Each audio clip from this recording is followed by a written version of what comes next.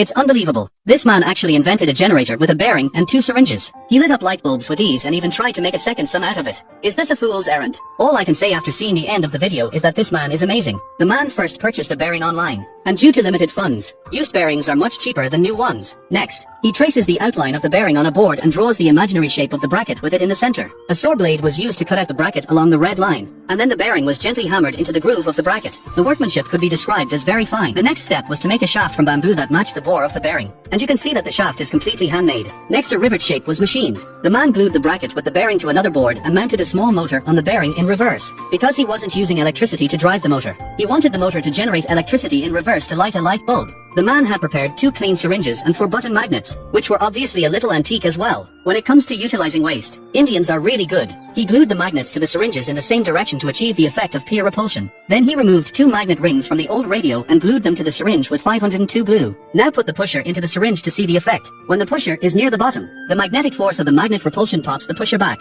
Take 2 yogurt straws, cut them to 2 centimeters long and glue them to one end of the pusher with hot melt glue and make 2 simple springs out of bicycle strips. Next it was time to start assembling. First connecting the syringe to the bearing with a simple spring bar, then fixing the syringe to the bracket with hot melt glue, so that when the bearing rotates it will drive the actuator to make a piston movement in the syringe. The other side was fitted in the same way, so that a generator was complete. Only one of his fingers was needed to start the machine, and now the man was about to prove whether the great conjecture of the artificial sun could be realized or not. Just like that, a simple device without any energy input actually did light up a light bulb. The man said that if the device could be enlarged 10,000 times, it could light up its city 24 hours a day, and if it was enlarged 1 billion times, it could create a second sun. What do you think about the little brother's great solar dream?